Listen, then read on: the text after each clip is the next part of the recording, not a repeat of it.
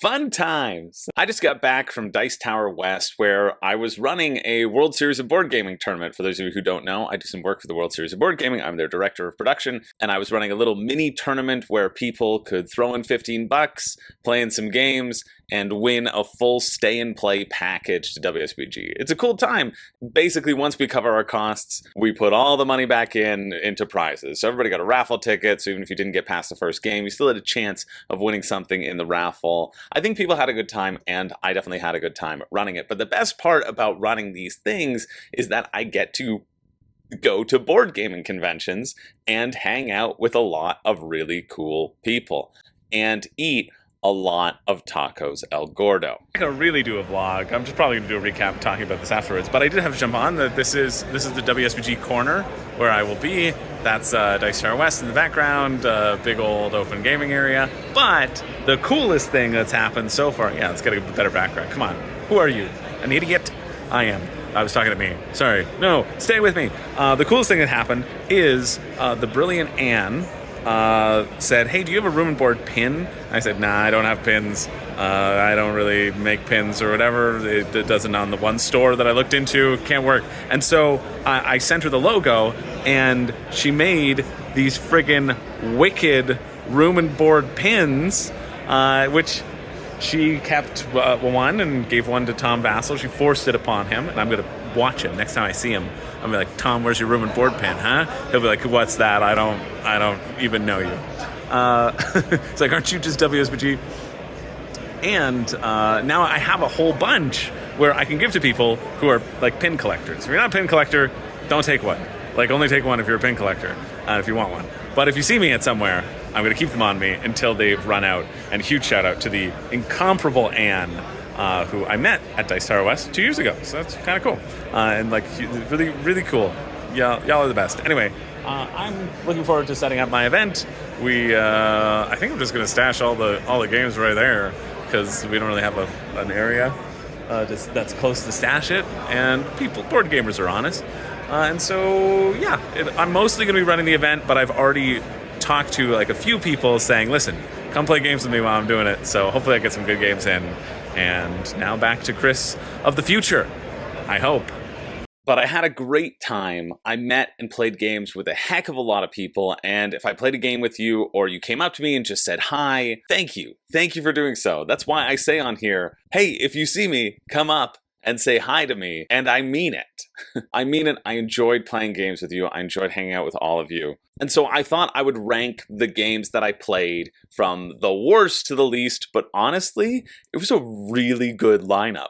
I enjoyed pretty much every single game that I played to a level of degrees. There wasn't any game where I was like, that was not good. I quite enjoyed the games that I played, and so I feel like I got very lucky about doing that. So I'm going to go through the games right now, and if I played games with you, well, I'll probably talk about you during the game that we played together, but I hope that you know that I'm so grateful to everybody who played games with me, invited me to their tables, who I got to meet and hang out with. And wherever the game falls in the list, it is not a reflection of your company. The company was wonderful across the board. And so I want to start these videos just like I did for the Niagara recap. You board gamers are awesome, and I appreciated all of your company. Even if some were really intense, which I will talk about and make fun of just slightly, but you know, in a funny, fun way. Nothing ever like made me have a bad experience.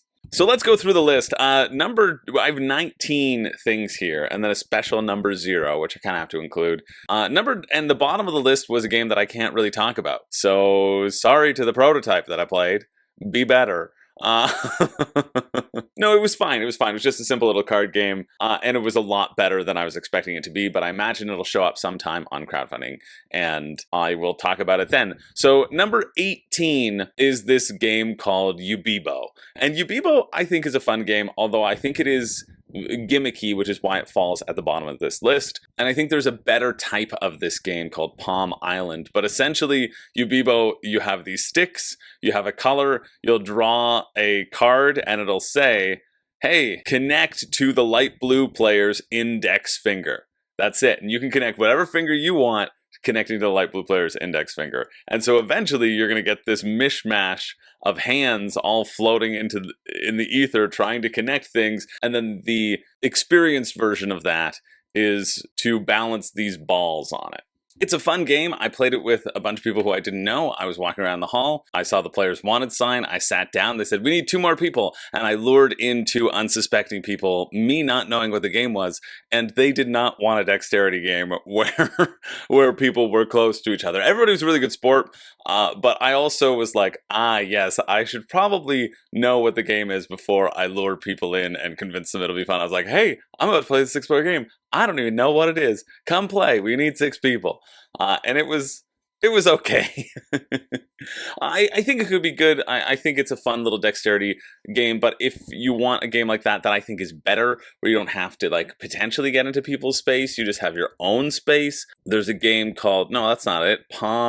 What's it called? Palm Trees. I thought it was Palm Island, but it's Palm Trees, where you get this little tattoo sleeve, and then you have to hold cards in your hands in between certain fingers. It gives you all the thrill of Yubibo without any of the breathing in each other's faces. So that was number 18. Number 17 was a game of Heat. I quite enjoyed playing Heat. This was one of my most favorite games of Heat, but it is a game that I've played before, and I am just meh on Heat. I don't really like racing games in general, but I enjoy Heat as a concept, and so I played with these 2 lovely people, Christian and David. And Christian was one of those people who, he said, moments as he set foot in the con, he was telling David, he's like, listen, I was watching this guy on YouTube, and he said, come and find him. And he stepped in into the door, and I was there playing a game, and he's like, I literally was just saying, I need to come find you and play a game with you. And so I am thrilled that we got to play a game. Also, I did not get the picture that apparently was sent to my phone. We took a picture together, and they were like, I'll text it to you. I was like, yeah, here's my number. And I gave my number, and it was late, and I was going back to the room, and I was like, okay, see you guys later. And then I looked at my phone, I was like, oh, I don't have the number. And they were like, yeah, we'll text you tomorrow, meet up and play games. And I didn't have, I think the number must have been inputted incorrectly. I don't know. But I wanted to set the record straight that it was your error and not mine. I didn't give a fake number. So send me the picture. I want to see it. You can send me an email, I guess. But it was a fun game. It was a fun game. Christian and David, they came over and they were like, hey, do you have time to play a game? And I was like, I've got 45 minutes till I have to sleep. And it took a little bit longer than that, but I was thrilled to teach Heat to people who were racing game fans and Formula One fans, and that actually really increased my own enjoyment of it as well. I just know Heat pretty well, and so have played it before, have played it a lot at this point, like a lot of the WSBG games. And so that's why it's a little bit lower on this list, because I don't have the Cult of the New shiny on it, but it was still a very fun time, and thanks Christian and David for playing with me, and I'm sorry that you wrote the number down wrong. And I'm not it might seem like I'm gaslighting right now. I'm not gaslighting. Anyway, I'm sorry that we didn't link up the next day.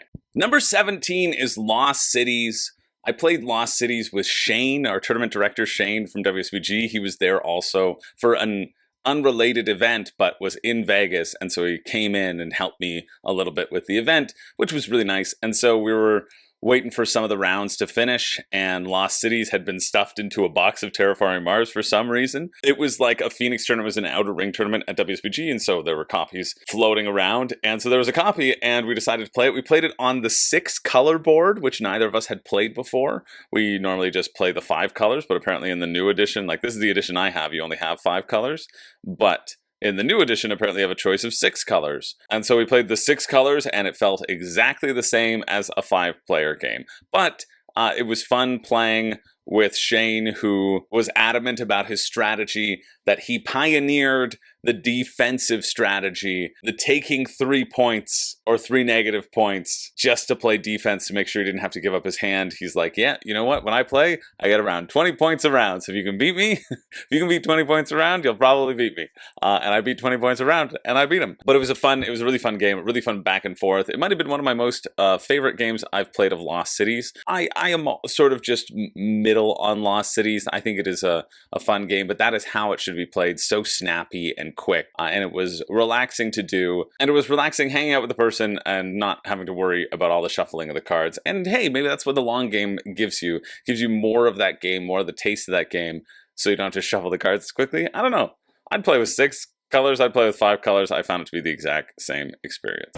He'll never see it, but there was one staff member, his name's Brochio, who was just like, hey, I bet you've been here all day, you probably haven't eaten. And he gave me a burger. Like, what? He's the freaking best. Like, I was chatting to him every time we passed by, and we were just hanging out. But I mean, like, shout out to Brochio. We're doing this one for you, baby.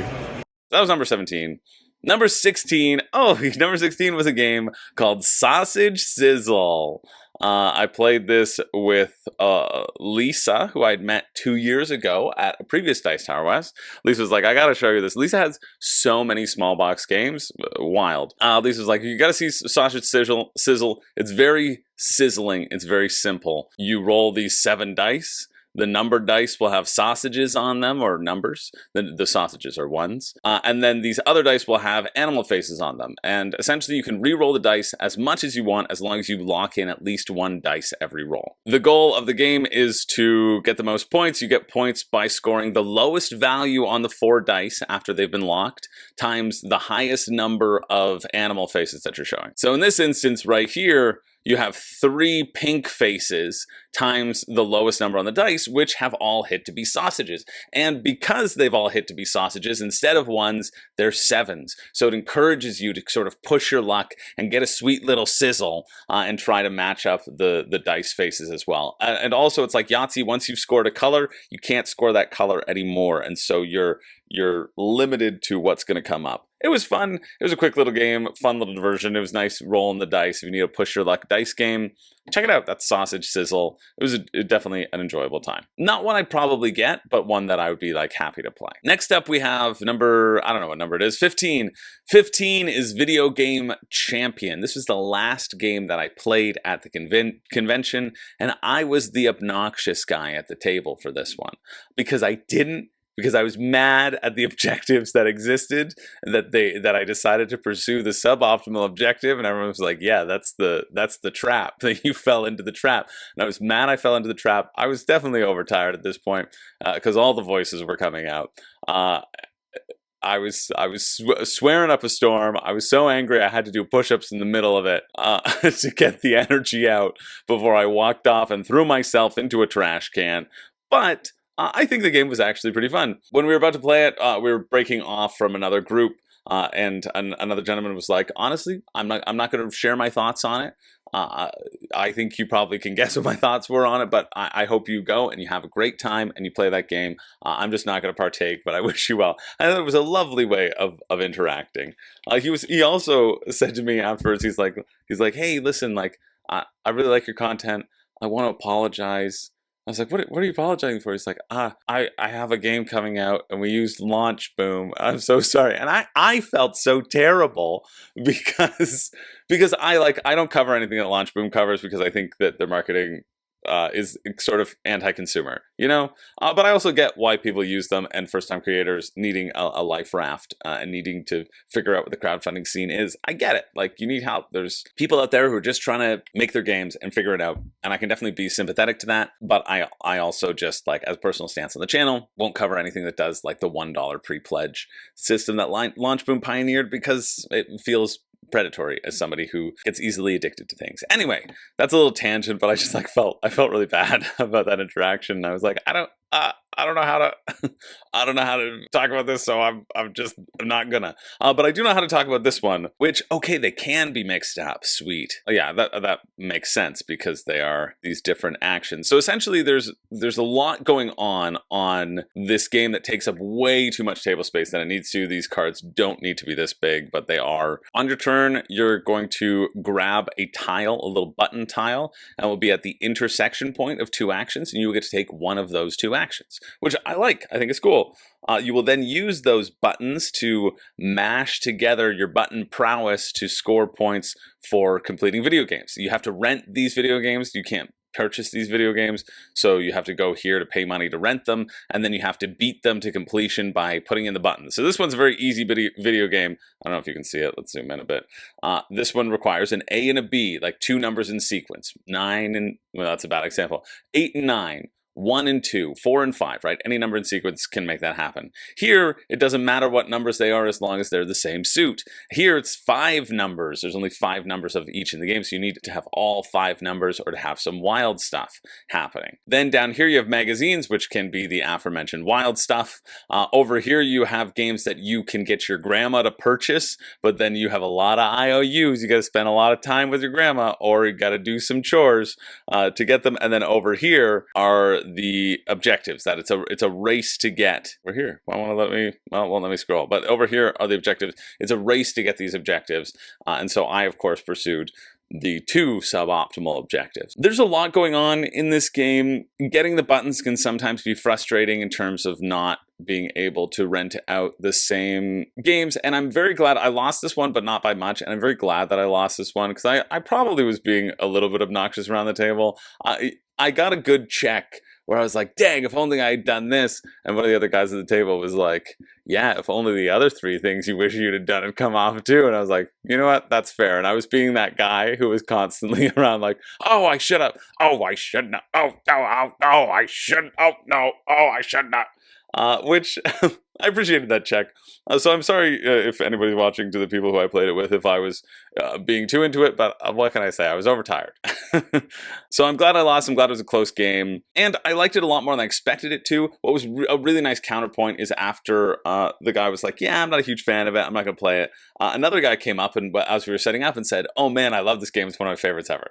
So it was really nice to see that sort of counterbalance going in to not sway one side or the other. I was like, great, this could be a balanced game. It's going to be for some people. I would absolutely play this game again. I hate how much table space it takes up. I find that to be annoying. However, I do love that when you play or complete a video game, you get to take a trip to the Thrill Trail. Not a joke. It's the Thrill Trail over here, where there's 4 buttons that are up and you can pick one of the 4. And so it gives you some level of chaining things together, fighting for the spots on the board, which can choose the actions that you need to choose in a combination of what buttons are up that you want to get, in a combination of it's very hard to get money. It was definitely an intriguing game. It's not something that I would rush to play again, but if somebody wanted to play it, I'd be happy to. You know, I'd be actively interested in it. Although I think I'd be interested in playing anything I hadn't played more. But I was very glad and happy how that one went down. So that was number 14 was Oath. Oath I played with 2 brilliant people, Anne and David, a different David than the previous aforementioned David. Anne is awesome. Oh, maybe there's a picture. If there is, I'm going to share your face. There is, look. There's me and Anne. We're playing Oath. David's taking the picture. Now, Anne and David are champions for a few reasons. One, this was the first game of the convention that I got to play. Yeah, it was. It was played on the first day. I said to them, I was like, hey, my events will be in their second round around 7 at night-ish, so I'll have time to come and play a game if you don't mind me getting up for 5 to 10 minutes at a time and talking to the players as they finish. And they didn't mind whatsoever. They were very willing to teach me Oath. And I have said that her favorite game is Oath. She's like, you said my favorite game was Oath. It's not Oath. I'm like, I don't care, Anne. It's the first game that you spoke to me about, so it must be your favorite game. So they're friggin' awesome for that reason, because they let me stand up, like take what had to have been 40 minutes in breaks. Just a horrible gaming experience for most people. Anne and David allowed me to have so that I could play Oath with them. So I'm super appreciative of that. Number 2, I gotta show you this. Anne collects pins, and so she made a bunch of these friggin' wicked room and board pins. Are you kidding me? Like, look how awesome that is. Because this is just exceptional. But you know if you're a pin person, and if you are, and you like room and board, I got friggin' room and board pins because of Anne. And you know what pin I like? This friggin' pin. I'm putting it on every badge I have moving forward. So I'll try to always have these with me at conventions and immediately will forget them in my bag or in my room or something. But I'm telling you right now, if you like pins, and if you come up to me and you say, I like pins, and you're not wearing a pin, you ain't getting a pin, okay? These are too precious. They're too valuable. You can contact Anne if you want a pin like that. You got to prove your pindom. If you show me a picture of you with lots of pins, I got to see your flair. Is what I'm trying to say. You and I, we need to talk about your flair. This sort of flair. See, Stan Stan's the type of guy who would get a room and board and pin, I'll tell you that for free. Anyway, both of those things made for a wonderful, wonderful experience, and they're the friggin' G's, you know? They're gangsters. But Oath was very interesting to play, especially having just played Arcs at level up, because I saw a lot of DNA, I feel, that turned into arcs in terms of area control. There was a lot more area control than I expected in Oath. Oath is a very simple game, a lot more simple than I expected it to be as well. But the key thing about Oath is, and Anne and David were telling me this, they played a lot of it, but we took a copy from Dice Tower West Library, so we just played the very first game, like the game that you're supposed to start with. And the thing about Oath is that the goals of the game, the oaths that you're keeping, change as you play through the game. The other things that change too is whoever wins whatever spots their characters are on, whatever locations, those locations will stay, and the other ones will get swapped in. And also, depending upon like the symbol composition, because there are these 6 symbols in the game, they've got money on them, more of those specific symbols will be cycled in, and some of the other ones will be cycled out. There's a system to that. But essentially, there are these 3 lands, these 3 realms, these 3 areas where you see these columns of cards, and in those lands, you can go and explore new spots. You can put down your war bands to claim ownership of those lands. And you can also search these discard piles or the common pile for cards to add to those lands, which you can then access if you own those lands or if you're visiting that land. It's 8 rounds. At a certain point, there's 1 chancellor and everyone else is in exile, but you can become citizens and basically be on the Chancellor's team a little bit. If you don't win, at a certain point, the Chancellor just gets to start rolling dice and might win. And so there's a real time tracker on the game. We had a pretty dynamic game. I stayed in exile the whole time. I thought that I had won it in the bag. I had 5 defense dice against 3 attacking dice. I just had to roll a very moderate defense roll, and I rolled 1 shield and 1 times 2 multiplier, so it gave me a 2 defense, and they rolled like 5 attack. And that was awful. And so Anne ended up winning. But so it was kind of like oh, well, the dice didn't really fall my way, wah, wah, sort of ending to a game, which I wasn't a huge fan of. And I just think the area control aspect is better in Arcs. I liked Arcs more, I think. But they were also telling me, man, we haven't played this Oath in a while. We haven't played this area control game in a while. We've often played this other sort of economy game. So I'd be interested to see how this evolves and shifts. But yeah, I thought it was good. I'm glad that I got a chance to play it, and it was made better, of course, by the company, as all the games were. Next up, what is this, 13? 12, maybe 12. I think we're on 12. Number 12 is Neon Rain, which, do you not have any photos? Really? Are there no photos of Neon Rain? It's just like this one? Wow. Okay, there's a lot of art here, but that's it. That's it. Nobody's posting photos of Neon Rain. Interesting. Neon Rain is a head-to-head game. It's by Manny Tremblay. Oh, and by Aaron Hine as well. Sure. Oh, did some Dice Throne, did some Mancala. Okay, so it's working with Manny Tremblay.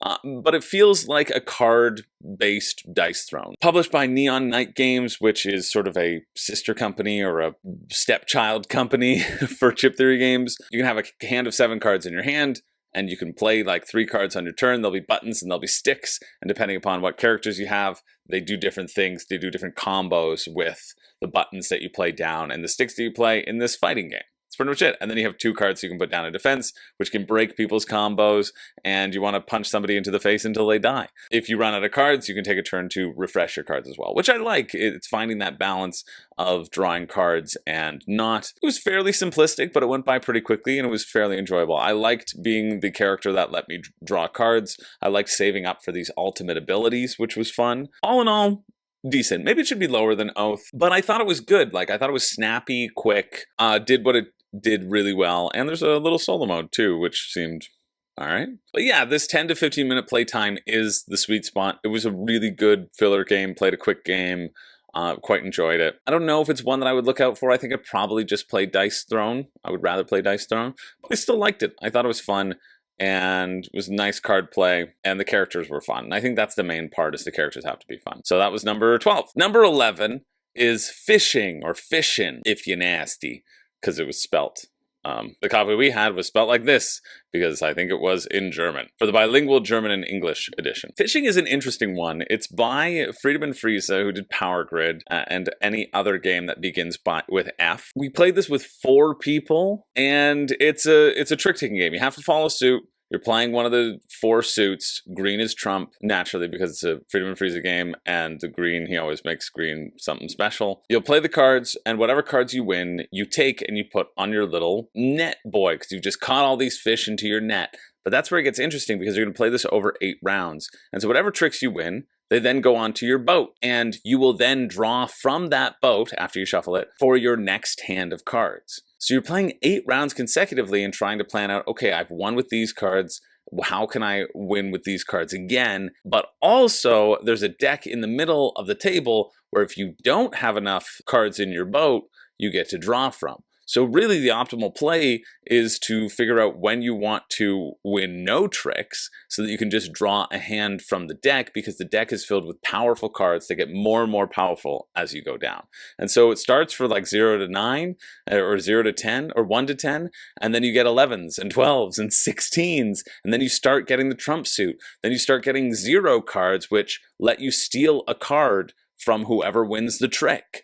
Right from that trick, so you basically get to take the best trick and leave them with all the garbage. It's a really interesting dynamic game of when do you pivot, when do you get these good cards, how do you set yourself up for success. I knew in the 7th round that I would be screwed, and I was sort of struggling an uphill battle because I kept on winning purple tricks until it was too late. I didn't realize I didn't want to until it was too late, I should say. And so with those purple tricks, I was like, oh no, my fishing boat was empty. I wanted to draw a lot of powerful cards going to the last round, and instead I just had a hand filled with purple cards, which is fine, but then everybody was able to trump them, everybody was able to manipulate them, and so it was also fine because I got enough tricks and I just needed other people to win tricks except for my one main opponent, but then they just let the main opponent have tricks for some reason, even though he was in the lead. And when they could have perfectly stopped him because I knew what cards were in everybody's hand. Oh yeah, look, there's an 18, right? The little 5 stars at the bottom showing how powerful these cards are. I think it's neat. I think it's interesting. I think the flow of it is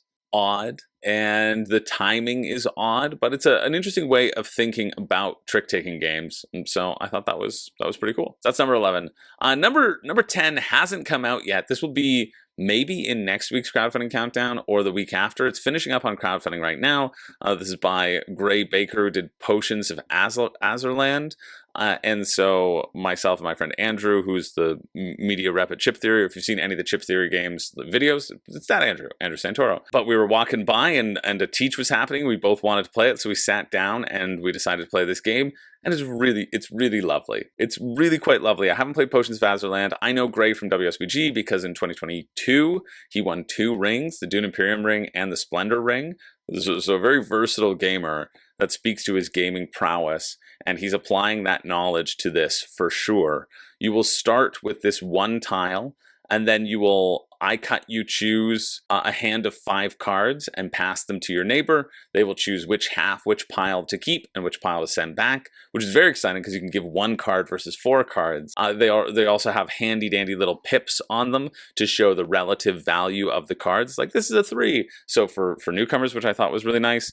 And then you will use that card either for its top ability, which is generating food. You get 1 food per flower on your board. In this case, you're getting to do that twice, or generating manatees. You can get manatees of a specific color, or you can get manatees randomly from the bag. The different colored ones do something special. They can get you more points, they can get you more manatees. The black ones, the gray manatees, don't do anything except make the player to your left say, "Look at my board! I haven't drawn a single other color manatee. This game sucks. This game's horrible. This is just typical for my con. Just ask her. Every game I've played, I've had the worst luck." He was not having a good time. But afterwards, he did say, out of all the 15 or 20 games that I played this convention, like, I hated all of them, but yours I liked.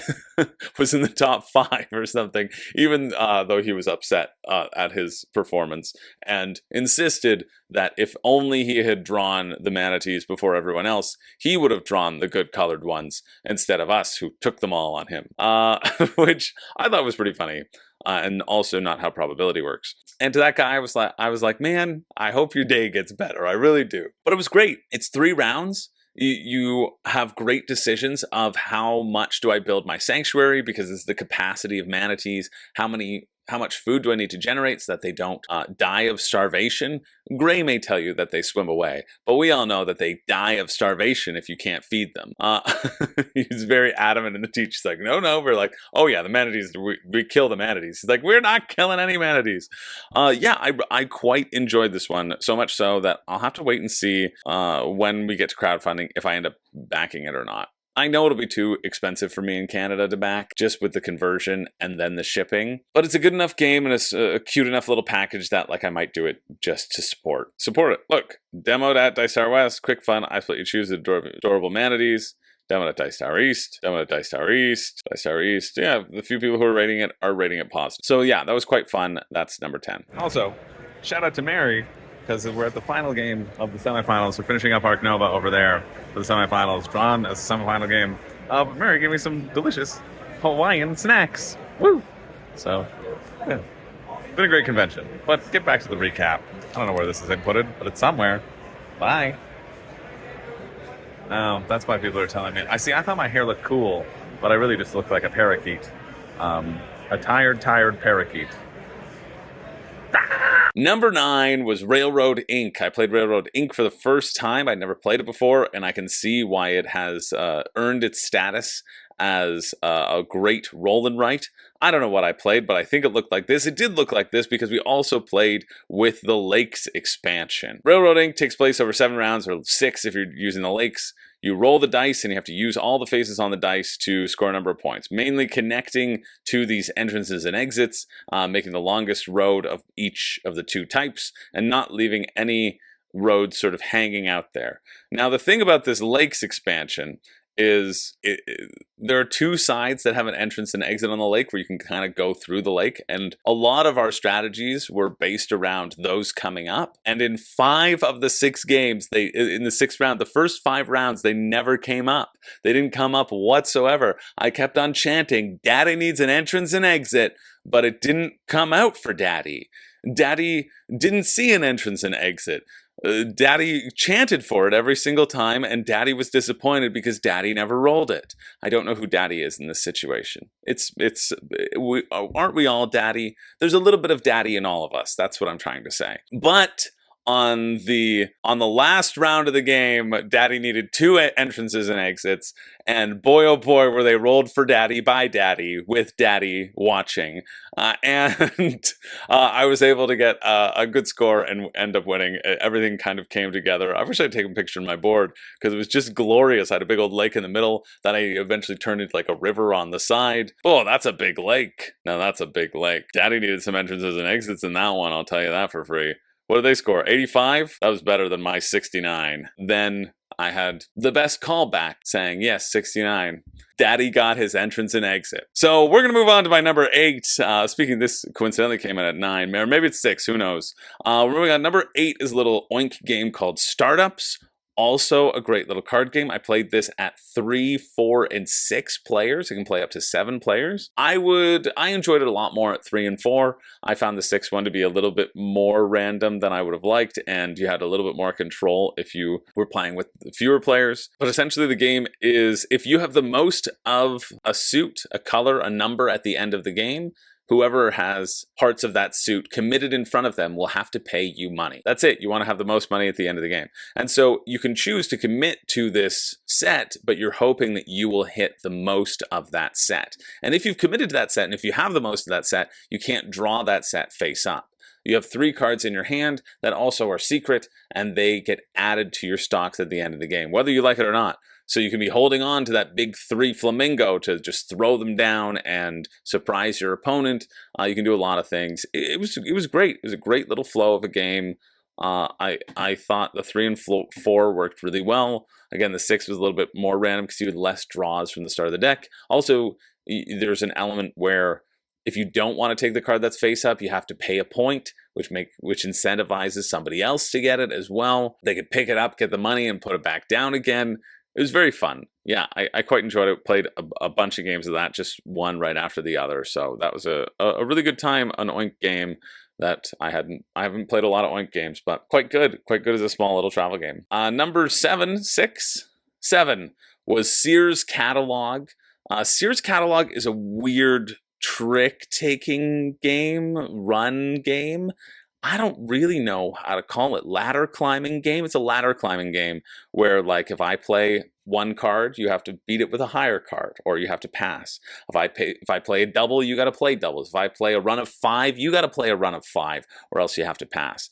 But the thing about Seers Catalog is you don't want to run out of cards. You don't want to go out first. If you go out first, you're going to get 0 points. If you have too many cards in your hand, every card in your hand is worth negative points. But you also score for the value of your lowest card in your hand. So if your lowest card's like an 11, sure, you can get like -2 points, but you also get 11 points and end up with 9 points. So it's really about timing. It's really about figuring out when people are going to go out or when they aren't. There's also these extra little ability cards that get shuffled in every round, which you don't know what the abilities are, which I think is really cool. Yeah, it was really neat. It was maddening. It was so frustrating, but I love a game where you can really boom or bust. And boy, did I bust. I had like 12 cards in my hand numerous times. You play for 4 rounds, I think, because I had it set up so that I could win a trick and then go bam, bam, bam, and then lead it back, lose that trick, force the other person to get rid of their last card and be left with like the 13 in my hand. I had all these grand plans, which did not come to fruition just based around how the turn order was. But I really liked being able to craft those plans. I hated that they didn't happen, that it made me want to burn the game to the ground, that of this stain upon humanity. But yeah, it's a really solid small game from Bezier, and re-implemented of what's left. I guess that makes sense because you score of what's left. Really clever. Bezier, they did silver. They do a lot of small box card games, and this makes me want to try all of them because this one was quite good. It shifts the way of thinking of how you think about card games so much. But if you're into that, I like a unique game. I found the special cards to be very easy, unlike these people who are rating it. But yeah, it's a really weird way of thinking, and a unique take on a lot of games. So that was cool. Then I played number 6 was Flip 7, which I got to put this on because, you know what this is? It's a cute little dice necklace that Sage, who played with us, let's go back here, show it off, gave to everybody at the table. She's like, pick your favorite dice. And I couldn't figure out which one I wanted to pick. And then I realized this one wasn't just orange, it was a rainbow. And so I decided, yes, I will get that. Isn't that cool? Just like a little hemp rope. There's a D20 in there. Pull it out, roll it whenever you need it. It's so cool. Such a cute little thing. And she was just like, oh, I just made these for people at the convention. This was the last night of convention. Yeah, this is great. Colin played this in Niagara. I hadn't played it, but it's exceptional. It's so good. It's blackjack. It's don't bust. Don't get the same number. And so you're just saying, hit me, hit me, hit me, hit me on your turn. Or you can stay and score all your points. First person to 200 points wins. I got to 199 points, and then the freeze card came out, and it was great. Anytime the freeze card, it can stop somebody from participating in the round. Everyone was just like, hey, everybody shout your points out, who's winning? And people would be like, yeah, I'm winning right now. And you just throw it over to them, who's winning. So I was like, listen, I'm at 199 points. You should freeze me. Like, we were playing with like 8 or 9 people just going around. So you can't really keep track of the scores. It's just for fun. But yeah, it was a great game. I agree with Colin. It's really good. It's really good. You could play. I could play this a whole bunch. It's just stupid, silly fun. The greatest card game of all time. Well, that's Dutch Blitz, but Flip 7 comes pretty close as well. Yeah, just a really good time. A very fun time, and the special cards feel great to get when you get them as well. That's it. That's nothing more to say about Flip 7. It was good. It was good. It was number 6. Number 5 was Quackscadia, as I have come up with all on my own. I made that up myself. That's my word that I made up. Patented, copyrighted, I came up with it because it's a combination of Cascadia and Quacks of Quedlingburg. You're going to be building this bag of stuff. This is one I wanted to try for a while, and it did live up to the hype. I found it was like maybe 15, 20 minutes too long, but I didn't mind it that much. You start with horrible garbage in your bag. Then you will pull out tokens to give you less horrible garbage. You will use that less horrible garbage to buy tiles to grow your terrain, or to buy meeples to add to your terrain, which will score depending upon what they touch. Some want to be surrounded by animals, some want to have lily pads next to them, a whole bunch of different scoring conditions. But it was very satisfying to build the 4 economies of the bag. The tomatoes or apples that people like to eat, the water, which were for special abilities, green, which was for sort of expanding out your map, and then money for purchasing new things as well. This is a very close game. Came down to, I don't know how many points, but it's great. The base game has 8 different meeples, and then 4 different ways to score them, A, B, C, and D, and you should use A, B, C, or D, or else it gets nutty. The designer's like, hey, don't complain to me if you think it's unbalanced. I said I wanted them balanced. A super cute game. The flow of it is really nice. Yeah, you just get that satisfaction of that bag building element while creating patterns on your grid. My favorite part, that's what I want to do with these lists, like less explaining what the game is, but I feel like I hadn't played all these games in a while. I hadn't played them ever, and most of them, 50% of them, I hadn't heard of. So that's why I'm being more diligent on the rules explanations. My favorite part about this was the bag building aspect and how different it could feel. Somebody got a good economy right off the bat, and so I was like, okay, well, I'm going to ignore that economy. I'm just going to really trash a bunch of stuff. I'm going to get a huge water economy and ignore the other economies. And both of them were viable, and I really like seeing how viable both of those things were. Very fun game. I think it's a bit expensive, but you're getting all the cute little meeples. The tokens, I thought I was going to be disappointed by the quality, but once I was playing the game, I got over it. You know, I was like, I want beautiful tokens. And then I was fine with the very, very thin cardboard that they were. But speaking of not thin cardboard, number 4 is this game 12 Chip Trick, which shout out to Ken, who taught me this. Ken was like, listen, I want to teach you this game. It's called 12 Chip Trick. I just learned it. It's very cool. It only plays 3 players. I was like, really? He's like, nah, okay, it plays 4, but it's best at 3 players. I was like, okay, well, we got 4 people, so let's play it. And I can see how it would really work at 3 players, but I quite enjoyed it at 4. That's why it's my number 4. That's the reason. 12 Chip Trick also has elements of blackjack, so to speak, in that you're trying to hit 21. That's it. There's no elements of blackjack. It's just you need to hit 21 with your chips. And how you get a chip is by playing the highest number of that trick. If you win the trick, you get to choose one of the chips that was played and lock it in as your score. However, if there is any red chip up, you must take a red chip. And so the red chips are from 4 to 9. And if you take 4 red chips, you will bust, because the lowest you can get would be 4, 5, 6, and 7, and that makes 22. Unless you're playing in a 5-player game where they add in an additional 4 chips, you could get 4, 4, 5, 6 and be fine. So you want to have the lowest score, the closest to 21, or if everybody goes over, you want to have the highest number. And both of these things can really come into play. The game is over when somebody gets 4 chips in front of them, and then the chips in your hand get directly applied to what you have. And so I was trying a fun strategy in one round of just trying to keep my chips the way they were, not winning any tricks, but just being second in player order to pick chips so that I could pick the ones that I played back out. It was really good because once somebody wins a trick, they take 1 chip, and then in clockwise order, everybody takes another chip back into their hand. Really good, great production value.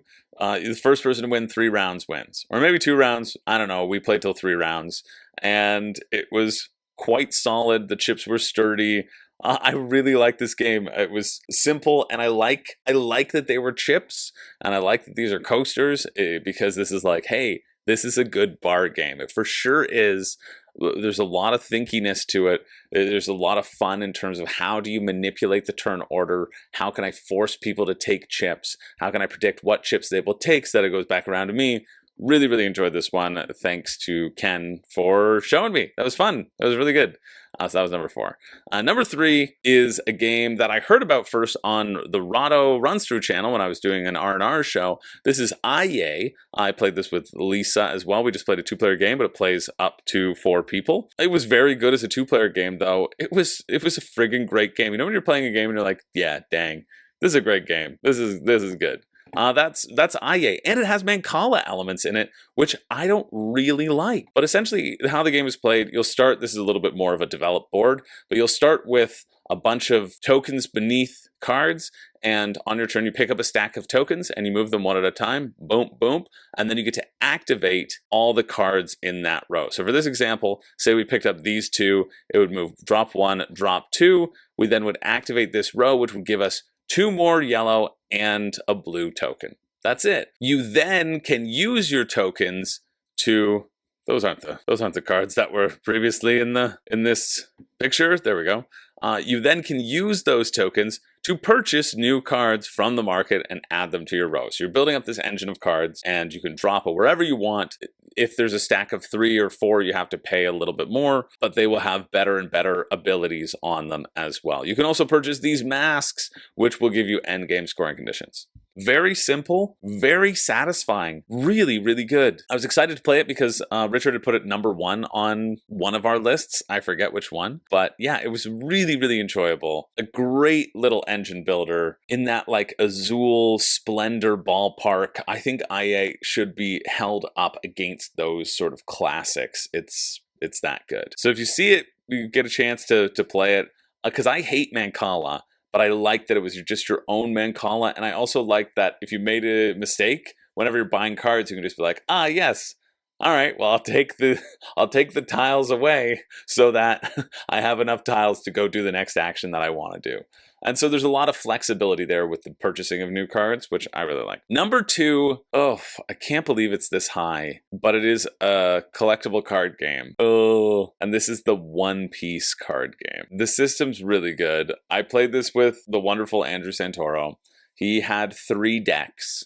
So we played with all 3. And so I had some pre-made decks to work with, which was great. And he's like, yeah, you know what, these decks are actually fairly cheap. You know, they're less than $100. And I was like, sorry, are we talking about a single deck of cards and we're talking about $100 US and we're talking about cheap? I see why you work for Chip Theory Games. But the flow, the decks were very fun that he constructed. They were all unique. They were all really interesting to play. And the flow of this game was really neat in the mana growth. So it was a very simple thing, but you start with 1 mana and then you get 2 mana each time. So you get 3 mana, 5 mana, 7 mana, right? And you can use this to summon cards from your deck, from your hand rather, or you can use it to buff up a character and make them stronger for attacking that turn, which I think is really cool. Also, the really cool thing about this is your life points. I had 4 life points in the biggest deck and 2 life points in the smallest deck. It's a very limited pool of life points, but they're just your cards. And so whenever you get hit or you hit your opponent, you get to draw that card into your hand. Because the card draw is so important, you're only drawing 1 card every turn. That's huge, right? If you go on a blitz of attacking the other player's hero, which you can, like you can target that, they can't block it. You choose who you target, if you're going to go for face, if you're going to go for control, but you're also feeding them with potential triggers and reactions and stuff that could be in their health points, which was neat. Like I played a character, one of the characters, their ability, they couldn't attack as a character, but their ability was like every round you can spend 1 mana to add a health point to yourself, as long as it's a specific type of card. And that card often had a trigger that was like, yeah, now put it into play. And so like that flow was really cool. The other deck that I played was all about searching for the smaller versions of a character, trashing them so that you could bring the bigger versions of the character out. And the third deck that I didn't play, but I played against, was one where you're bouncing cards off the table to really ramp up the mana early on and then drop these huge people. There's lots of mana cheating in this game. The systems were really fun, and I hate that I'm putting a collectible card game like near the top of the list, but it was just really well done. I don't know what to tell you. I do know what to tell you is it's not $100 worth of well done. No, thank you. But it is one worth keeping your eyes peeled for, so that when they eventually cycle through and the meta is done and all the cards can't be used anymore, you could buy the cards. And apparently you can get like cheaper versions of the card with the shittier art, which is great because I don't care about the art. I care about like having a playable, mechanically sound deck. But yeah, it was a good time. I was very surprised, and I was very surprised by how much I enjoyed it. And usually with like these trading card games, I'll play around and I'll go like, yeah, that was fun. But then Andrew was like, yo, you want to play again? I was like, yeah, I actually do. And that was such a strange feeling for me and a unique feeling for me that, well, it made its way to almost the top. However, the top number one, and we'll talk about honorable number 0 after this, but the number one game that I played, I think has to do with the game. I think the game is also good, but also has to do with the person and the story of how it was taught to me. This was Mistborn, the deck building game. I really like deck building games. I think this is a really solid deck building game as well. It has a unique feel to it because essentially you have these 8 or 7, I don't know, these metals in front of you that you can use to activate cards. And until you proceed through the turn order, they're sort of one-time use, and then you have to use another card to refresh them other than one thing. And then you can play 2, and then you can play 3, and it really escalates nicely. So that was a nice, unique thing about it. It's got the Hero Realms, Star Realms feel of punching each other in the face, because one of the win conditions is dwindle your opponent's health all the way down. But then it also has these like tracks that you're going to be going up on, and if you get to the top, there'll be 3 of these drawn. If you get to the top of all 3, you also win. So those are the 2 win conditions. Very fun. You're getting cards that you can add to your deck, and you can also get like allies. I can see more characters being easily added into this game and me being really interested in it. There's also a solo and a co-op mode that we didn't play. We played a cooperative version taught to us by a wonderful, wonderful guy called Brian. Brian Moore, there's his last name, was playing a game with Andrew, and I was looming over Andrew and being like, yo, when are you free? You want to go get some food?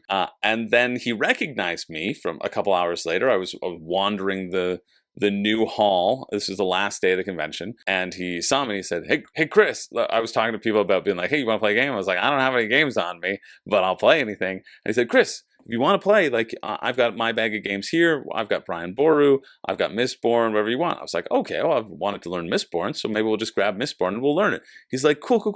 We're going to go for dinner, but I'm going to jump out of this game so that I can teach you Mistborn. I was like, that's so nice of you. They're playing Things and Rings. He's like, or something like that. He's like, I'm going to sit this round out. I'm going to go teach them the game. So he went over, he lent us this game.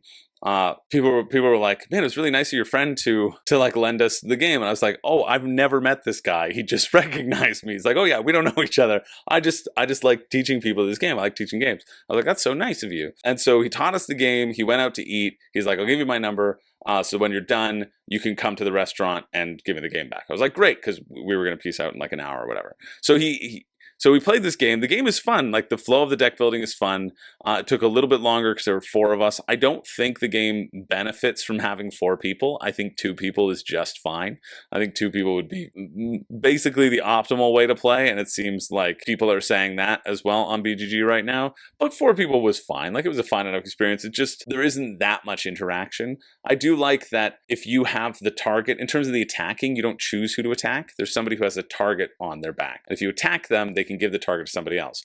Or King of Tokyo style, if they attack when they have the target, they deal damage to everybody. And I really like that because my guy was the damage guy. And so I was put in this position of, okay, I'm going to soak up all this damage so that when it comes around, I can unleash all the damage that I have in my hand. I thought that was a really fun and interesting balance to play. But yeah, it was a very fun deck builder. And then Brian comes back after his dinner. We're finishing up. We're close to the end. We probably had like 15, 20 minutes left. It was pretty clear, writing was on the wall, that Akshay was going to win. Like, it was pretty much that. And he was like, hey, I've got to go to the airport. This is the last day of the convention. He's like, I got to go to the airport. And we were like, oh, okay. And he said, but I don't want to stop your game. So here's what you should do. You should finish your game. I have Chris's number. Chris can ship this to me from his location, and I will pay for the shipping. And all of us around the table, I was like, Are you insane? Are you nuts, Brian? That's the most insane thing I've ever heard of in my entire life. And I feel like this offer was so genuine. It was so genuine. And all of us were like, no, you have to go to the airport. We're finishing the game. We're done. We're going to pack it up. Yeah, we're like, but just the fact that he was like, no. And he's like, the only thing you have to do for me is next time you see me at a convention, play a game with me. I like making friends and playing games. So like, for that reason, there is no other game that could hit the top of my list than Mistborn, the deck building game. And then he texted me afterwards. He's like, oh, I just saw your channel. Like, you should have kept the game. You should have done a video on it. I was like, Brian, you absolute mad lad. Sorry, I just had to sassily respond with the WSBG account. And then I found out that he does Twitch streaming. So if you're on Twitch, if you want to watch board game content on Twitch, go check out Boru Nation, okay? Because Brian Boru's named after Brian Boru. To me, he's King Brian Boru, all right? So I want to do this to shout out Brian and literally go over to his YouTube channel, because I live on YouTube. I don't live on Twitch that much. But if you do Twitch, go check that out. But go over to his YouTube channel right now and give him a subscribe to be like, yo, you're a stand-up gent, my friend. Incredibly nice guy. Too nice for your own good. What are you trying to out-Canadian me? I won't stand for it, Brian.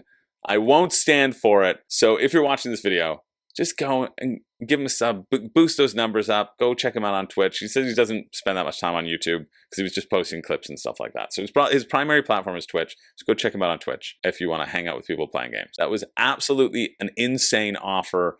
And so the game was also really good, right? I wanted to tell that story because it's a great story. But the game itself was very solid. I really like deck building. It's a very solid deck builder. Juggling these 8 different cards, these 8 different card combinations is really cool. Using the cards to buff up other cards to use their secondary ability is a really neat concept as well. You can use your 3 cards in your hand for all their primary ability, or I had one where I could pull something from the discard and put it immediately in my hand if I like burned 2 cards. And so that was the engine that I was trying to chain together and run. Yeah, really, really neat. Quite enjoyed it.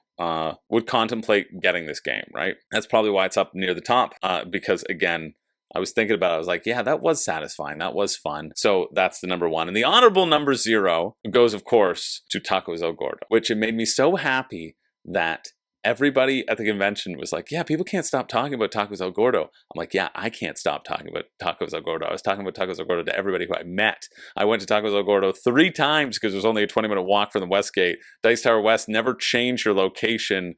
I'm bummed that I only got to go 3 times. But I also tried the molitas this time, which is essentially a taco, but with grilled cheese on one of the tortillas, and then they put grilled cheese and another tortilla, and they just put it on top. And so what I did is I just scooped the top, because I couldn't really eat it. So I scooped the top, and I had a taco, and a taco was basically getting like 2 tacos for a deal with added cheese on them. I didn't try it with the pork ones, but I'm gonna next time. I'm gonna in September. You know I can't go to Vegas without going to Tacos El Gordo. You know I can't do it. That's it.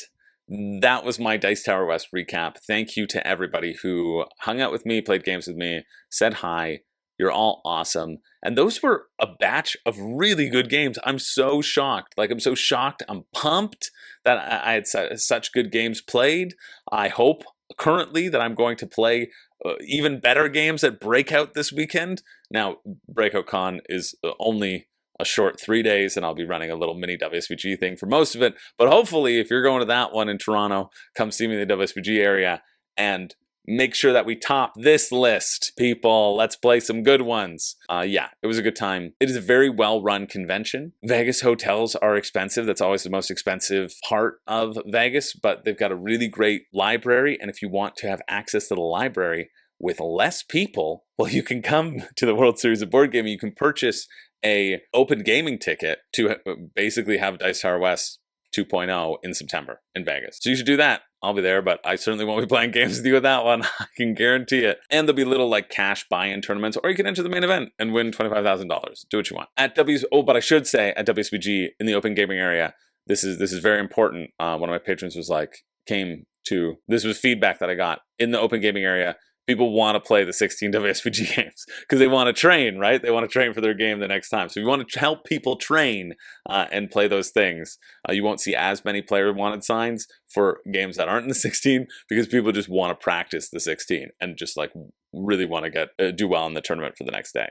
But you still have access to the full library, so it's up to you. You can go get whatever you want from the library and play it. But you may have people searching for that game of Castles of Burgundy so that they can study up. So that was my Dice Tower West recap. A bunch of great games. My name's Chris George. I don't have a catchphrase, but I do have a little dice from Sage and some good memories, and still a full belly filled with tacos. I kept a little bit in my cheek just so I could taste the flavor. No, I had taco flavor on my fingers that I didn't want to wash off. But all good things must come to an end. All week, there's this woman who's been eyeing me up, and I don't know. I think she might. Oh, come on.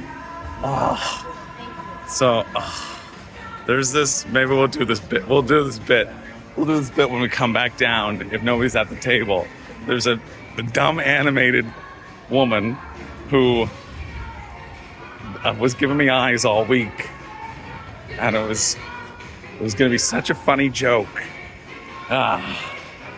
What a disaster.